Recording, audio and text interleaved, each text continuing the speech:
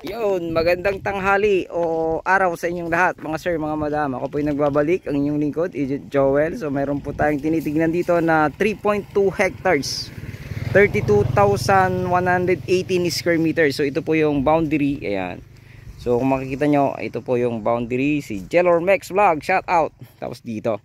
So pag ngayon po siya, napakaluwang po ng kanyang frontage.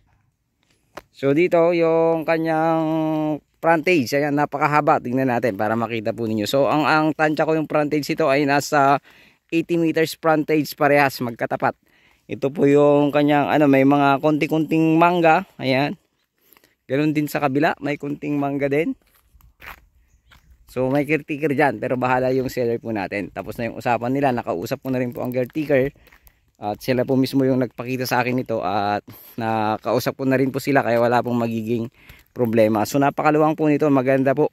So ang presyo po nito ay 6 million. Sagot po nila ang capital gain tax, pero yung agent fee ay hindi po nila sagot. Kasi kung sasagutin daw nila yung, ganito po yung kondisyon ng seller natin. Kung sasagutin niya yung agent fee, kalahati lang yung sa CGT ang sasagutin niya. So nag-decide siya na CGT na lang, at the same time yung buyer na lang daw po yung bahala sa amin. So ito napakaganda, ayan. So kung makikita nyo, maluwang na maluwang siya. 3.2 hectares, dalawang title. Yung isa is 1.8, yung isa is 1.3. So nasa akin po yung copy ng title. Pwede nyo pong ipasend sa akin para po makita nyo po ng personal. So title po ito, pangalan po ng kanilang magulang at pangalan po na nilang mga anak. So yung mga magulang patay na, so extrajudicial settlement, kasi nakalagay po lahat yung pangalan po nila dito kaya extrajudicial settlement po. So ayun, dalawang title, mayroong extrajudicial settlement po ito. So kung mag-set po kayo ng araw para makita po ito, kung gusto nyo makausap agad yung seller po natin, ay tawagan nyo po ako sa aking numero o sa aking Facebook account upang masabihan ko po yung ating seller. Kasi yung SPA po nila ay nasa La Union, so kailangan pa niyang bumiyahe para po makapunta po dito. So ito, ulitin ko, napakahaba ng frontage, 80 meters frontage parehas. So ang kuha nito ay 32,118 square meter. So napakaluwang, napakaganda po kung makikita po ninyo. So ulitin ko, bayan ito ng Umingan, Pangasinan. May sukat po na 32,000 square meter, 32,118 square meter po ito.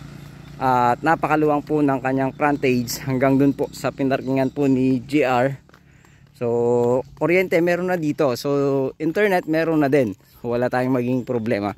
So source ng water dito, deep well, yes, yun po yung source ng water dito sa Umingan, Pangasinan. So may aerial view po ito, ipapakita ko na lang po sa inyo ulit, i-upload ko po ulit para magkahiwalay, para mas ma-appreciate nyo po yung kanyang aerial view. So hanggang dyan po yung boundaries. Ayan.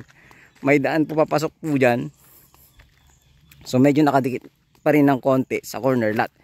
So napakaganda kasi nakadikit pa siya sa corner lot ng konti. Konti lang niya bro, yung dikit sa corner lot, no?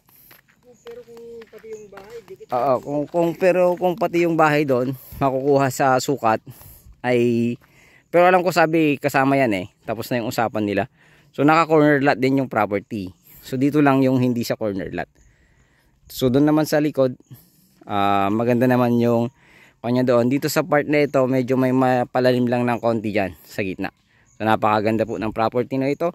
Sana magustuhan nyo po ito dito sa bayan ng Umingan, Pangasinan. Sukat 32,118 square meters, 6 million. Sagot nila ang capital gain tax, pero ang agent pay sagot po ng buyer. Or kalahati sa capital gain tax, sagot po nila ang 5%. Ganun po yung sinabi po ng